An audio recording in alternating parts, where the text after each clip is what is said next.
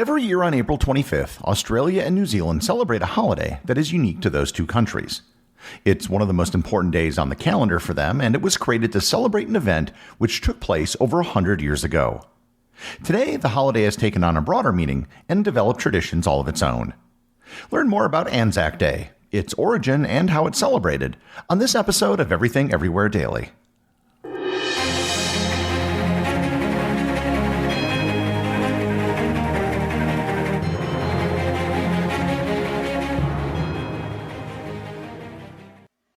This episode is sponsored by BetterHelp. If you're one of the many people who have been struggling with your mental health, then BetterHelp is here to help. BetterHelp is an online service that connects you with licensed therapists who can offer you support, guidance, and personalized therapy from the comfort of your own home. With BetterHelp, you can communicate with your therapist through text, phone, or video calls, making it easy and convenient to fit therapy into your busy schedule. And therapy isn't just for people who may have experienced trauma. A therapist can help you become more self-aware and the best version of yourself.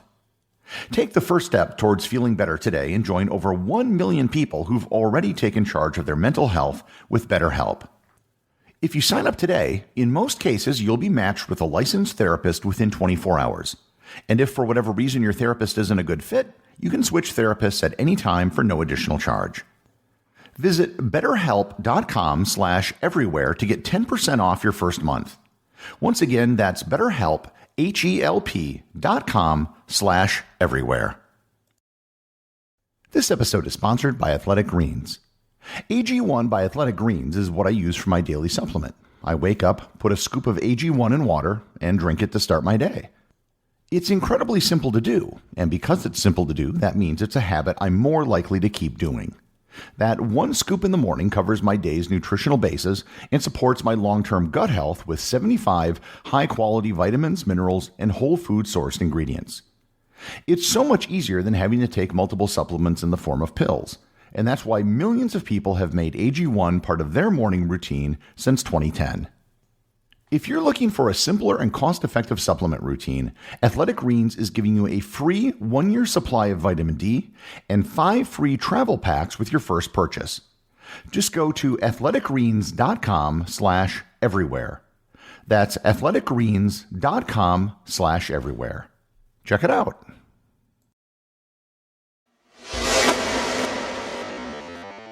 ANZAC Day is celebrated on April 25th every year in Australia and New Zealand.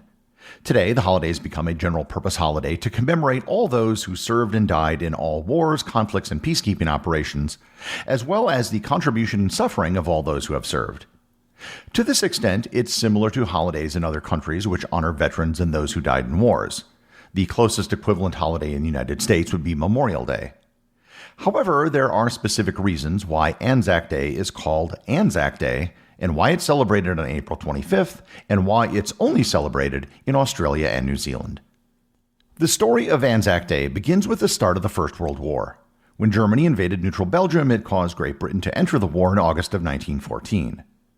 At the time, the British Empire was a much more unified concept, and Australia and New Zealand were self-governing parts of the empire with what was known as Dominion status. This was also the status given at the time to Canada and South Africa as well. Dominion status was sort of a quasi-colonial status where a country was largely independent but also still sort of a colony. When the war was declared, both the governments of Australia and New Zealand quickly pledged their support for the war. While the vast majority of the fighting in the First World War took place in Europe, it was in fact a global conflict. Germany at the onset of the war had colonies scattered all over the world, which were quickly attacked and taken over by the British. Of relevance to this story, on September 11, 1914, a little more than a month after the war began, the Australian Naval and Military Expedition Force landed in Rabaul, Papua New Guinea to remove the Germans there, and over the next month they expelled the Germans from the entire region. Likewise, on August 29th, New Zealand forces landed in German Samoa and managed to take the islands without any bloodshed. The Pacific Campaign of World War I did exist, but it was over relatively quickly. The use of Australian and New Zealand forces during this phase and theater of the war made absolutely perfect sense. This phase of the war has been mostly forgotten, as all of the main battles were being fought on the other side of the world. Like all the other countries which entered the war, Australia and New Zealand began recruiting efforts to encourage young men to enter military service. As the war went into full swing, soldiers from the two countries were shipped off to fight in Europe. Most of the soldiers from this region wound up being sent to Egypt in what became known as the war's Mediterranean theater. The original intent was to send the soldiers to France, but it was decided to keep them in the region for the winter of 1914-1915. In December 1914, the forces from Australia and New Zealand were reorganized as the Australian and New Zealand Army Corps, usually just referred to its acronym ANZAC. The original idea was to call it the Australasian Army Corps, as the word Australasian was used at the time to collectively describe Australia, New Zealand, and all other British colonies in the region. It was changed due to the complaints from New Zealand soldiers who wanted their own national identity respected. Despite the name, the original ANZAC Corps, formed in 1914, had soldiers from more than just Australia and New Zealand. It also included British recruits from India and Ceylon, the island now known as Sri Lanka. Besides Germany, the Ottoman Empire was one of the other major Central Powers in World War I. The story of Turkey in the First World War is the subject of a future episode, but suffice it to say that Britain and Russia had a vested interest in seeing Turkey out of the war. A plan was hatched by the 41-year-old First Lord of the Admiralty, Winston Churchill, that would be a decisive blow to the Turks and would give the British a means of controlling shipping in and out of the Black Sea. They would attack the Gallipoli Peninsula. The Gallipoli Peninsula is the peninsula on the European side of Turkey, forming the western half of the Dardanelles Strait. The Dardanelles, along with the Bosphorus near Istanbul, are choke points where shipping can be controlled. If the Allies could take Gallipoli, then it could serve as a springboard to take Constantinople, which the city was still known as at the time. I'll devote a full episode to the Gallipoli campaign at a later date, but suffice it to say, Churchill's plan did not pan out.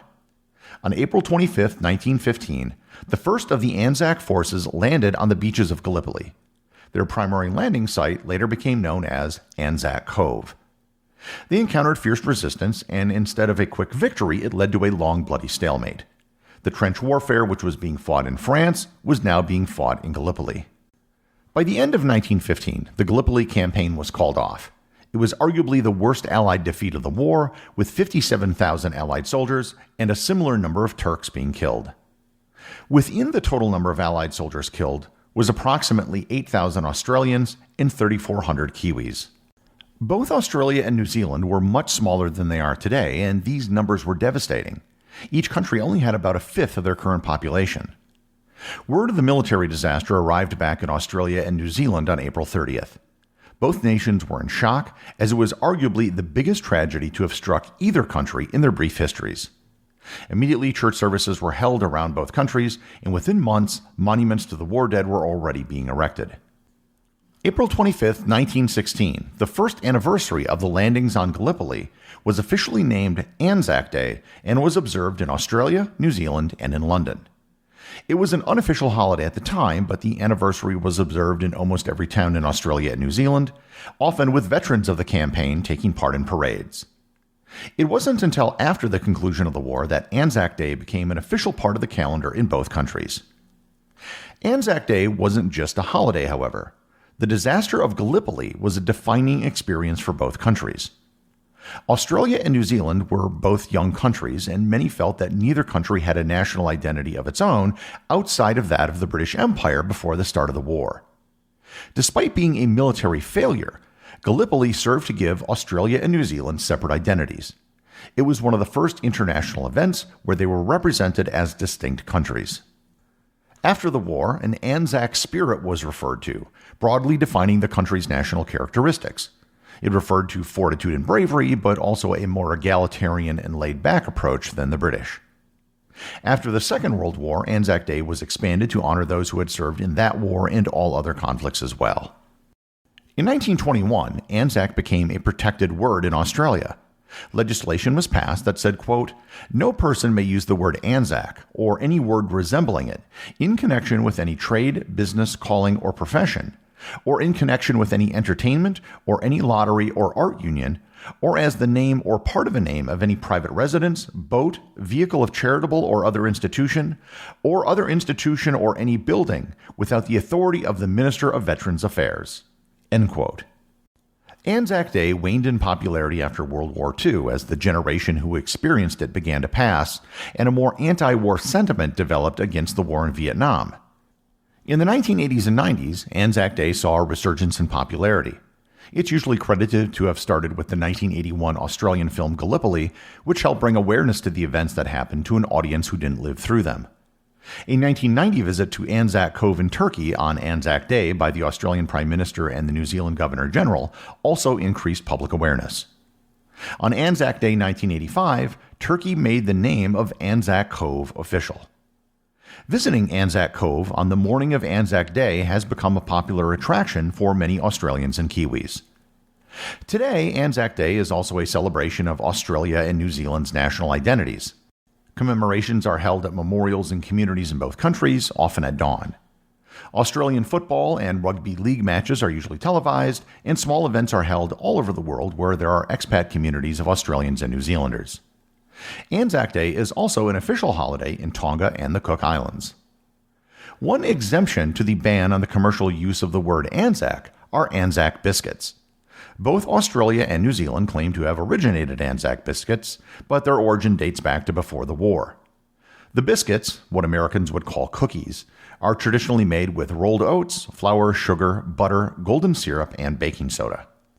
It's believed that ANZAC biscuits were made by women in Australia and New Zealand during World War I and sent to soldiers serving overseas. Because the ingredients didn't spoil easily and the biscuits could withstand long journeys, they were an ideal food item to send to soldiers. ANZAC biscuits are consumed on ANZAC Day, but can also be found all throughout the year. I should close by noting that the events on the Gallipoli Peninsula in 1915 didn't just create national identities for two countries, it created them for three. The Turkish defense of Gallipoli was headed by Mustafa Kemal, who went on to become the founder of the modern Turkish Republic. But again, that's for another episode. ANZAC Day has become the quintessential national celebration in both New Zealand and Australia. I had the pleasure of being in Australia during ANZAC Day many years ago when I got to taste an ANZAC biscuit for the first time. For all of those listening in Australia and New Zealand, have a happy ANZAC Day. The executive producer of Everything Everywhere Daily is Charles Daniel. The associate producers are Thor, Thomsen, and Peter Bennett. I just want to thank everyone, including the show's producers, who support the show over on Patreon. If you'd like to support the show, just head over to patreon.com, which is currently the only place where you can get show merchandise. Also, if you want to talk to other listeners about the show, head over to our Facebook group or Discord server, both of which have links in the show notes.